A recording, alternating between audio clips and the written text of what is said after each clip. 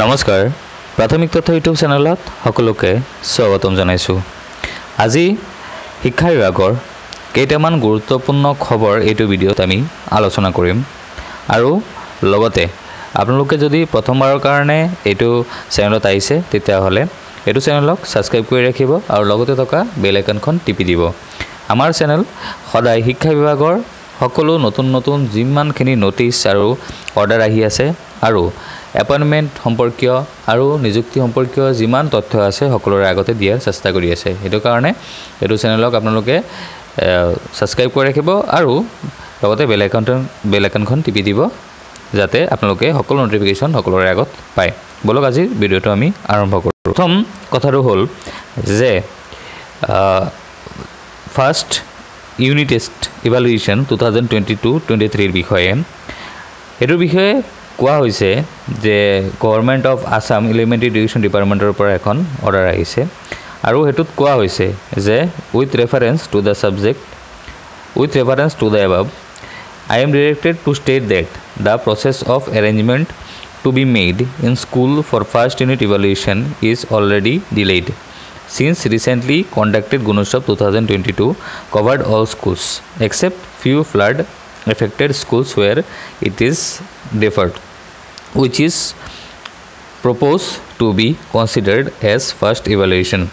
বহুত কেইটা ঠাইত মানে বহুত কেইটা ডিষ্ট্ৰিক্টত ফাৰ্ষ্ট আৰু ছেকেণ্ড ফেজৰ গুণোৎসৱ হৈ গৈছে আৰু কেইটামান ঠাইত ফ্লাডৰ কাৰণে গুণোৎসৱ পিছাব লগা হৈছে আৰু যিকেইটা ঠাইত পিছাব লগা হৈছে সেইকেইটা ঠাইত গুণোৎসৱ যে হ'ব এইটো ডেট দিয়া হৈছে সেইটো হ'ল 27 পৰা 30 জুনলৈকে আৰু যিকেইটা ডিষ্ট্ৰিক্টত অলৰেডি এক্সাম মানে গুণোৎসৱ হৈ গৈছে সেইকেইটা ডিষ্ট্ৰিক্টত ফাৰ্ষ্ট ইউনিট ইভালুৱেশ্যনখন গুণোৎসৱ যি হৈছে সেইটোকেই ধৰা হ'ব কাৰণ এতিয়া বৰ্তমানৰ পৰিস্থিতি খুবেই বেয়া হৈ আছে এইটো কাৰণে যে গুণোৎসৱ যেটো হৈছে সেইটোকে ফাৰ্ষ্ট ইউনিট ইভালুৱেশ্যন বুলি ধৰা হৈছে। In view of the above government in elementary education department has no objection for considering Gunotsav 2022 as first unit evaluation. তো চৰকাৰৰ মানে গভৰ্ণমেণ্ট ইন এলিমেণ্টাৰী এডুকেশ্যন ডিপাৰ্টমেণ্টৰ কোনো অবজেকশ্যন নাই গুণোৎসৱ যেটো হৈছে 2022 সেইখন ফাৰ্ষ্ট ইউনিট ইভালুৱেশ্যন ধৰাৰ কাৰণে।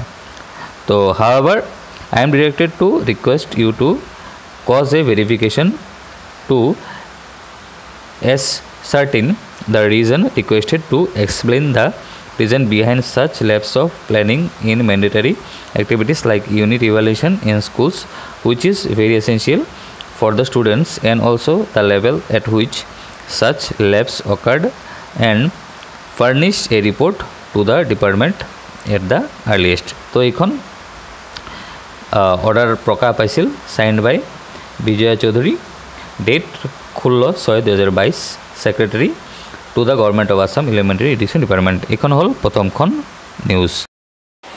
বৰষুণৰ কাৰণে একেবাৰে প্ৰতিকূল পৰিস্থিতি হৈ আছে আৰু সেইটো কাৰণে প্ৰায় অসমৰ গোটেইকেইটা ডিষ্ট্ৰিক্টতেই ফ্লাডৰ সৃষ্টি হৈছে আৰু সেইটো কাৰণে আমাৰ শিক্ষা বিভাগে কি দায়িত্ব ল'ব সেইটো এটা ডাঙৰ কথা কাৰণ এনেকুৱা পৰিস্থিতিত ফাৰ্ষ্ট ইভালুৱেশ্যন যিখন আছে সেইখনো লোৱাৰ কথা আৰু লগতে যে গুণোৎসৱ থাৰ্ড ফেজ হোৱাৰ কথা সেইখনৰ কথা চলি আছে। এতিয়া শিক্ষা বিভাগে কি দায়িত্ব ল'ব সেইটোৰ বিষয়ে আমাৰ মাননীয় শিক্ষামন্ত্ৰী মহোদয়ে কি কৈছে এবাৰ শুনিলেও আহক। কাছাৰ ডিষ্ট্ৰিক্টত 22 তাৰিখৰ ভিতৰত প্ৰথম ইভালুৱেশ্যন লোৱাৰ অৰ্ডাৰ ওলাইছে। হয়তো আমাৰ প্ৰত্যেক ডিষ্ট্ৰিক্টৰ ডিষ্ট্ৰিক্ট ডিজাষ্টাৰ মেনেজমেণ্ট অথৰিটি থাকে, ডিষ্ট্ৰিক্ট ডিজাষ্টাৰ মেনেজমেণ্ট অথৰিটিৰ চেয়াৰমেন ডেপুটি কমিশ্যনাৰ। গতিকে DDM-এ য'ত যি ধৰণে আমাক নীতি নিৰ্দেশনা দিছে শিক্ষা বিভাগে সেই নীতি নিৰ্দেশনা সেইমতে পালন কৰিছে আৰু আমি নিজাববীয়াকৈ ক'ত দুৰ্যোগ হৈছে সেইটো আমিতো নিজাববীয়াকৈ নাজানো। গতিকে DDM-এৰ ৰিপৰ্ট অনুযায়ী ব্যৱস্থাবিলাক গ্ৰহণ কৰা হৈছে। চাওক দুৰ্যোগ আহিলে যিয়ে নহওক দুৰ্যোগ আহিলে সেইটো পৰীক্ষাই চলি থাকক বা বেলেগ কিবাই চলি থাকক, যদি DDM-এৰ পৰা ডিষ্ট্ৰিক্ট অথৰিটিৰ পৰা আমাক কয় যে বন্ধ কৰিব লাগে তো আমি বন্ধ কৰিব লাগিব। OPS অল্ড পেঞ্চন স্কিমখন হ'ল যিসকল কৰ্মচাৰীৰ চাকৰি কৰি আছে তেওঁলোকৰ একেবাৰে নিজৰ মনৰ কথা যে OPSখন হ'ব লাগে, কিন্তু এতিয়া NPS যি ব্যৱস্থা চলি আছে NPSৰ পৰা OPS কিমান সম্ভৱ আৰু কিমান সময় লাগিব সেইটো বিষয়ে এখন নিউজ আহক আমি শুনিলোঁ। स्कीम लागू किया गया था, लेकिन राजनीतिक मकसद के चलते कांग्रेस द्वारा वर्तमान में ओपीएस बहाली की बातें की जा रही है। जयराम ठाकुर ने कहा कि ओल्ड पेंशन स्कीम के साथ कर्मचारियों की भावना जुड़ी हुई है और इसको लेकर सरकार रास्ता निकालने की कोशिश कर रही है। क्योंकि ये हम बहुत बेहतर से इन सारे पक्ष को अध्ययन कर रहे हैं, लेकिन उतने मैं जरूर कहना चाह रहा हूं इस सारे मामले में भी कि जिन प्रदेशों ने घोषणा भी की है वहां भी अभी तक लागू करने की परिस्थिति नहीं बन पा रही है। सहज नहीं है, क्योंकि स्टेट सेंट्रल गवर्नमेंट के साथ एमओयू में एंटर किया हुआ है और हिमाचल प्रदेश में ओपीएस लागू तब हुई थी जब कांग्रेस की प्रदेश में सरकार थी, वीरभद्र सिंह मुख्यमंत्री थे।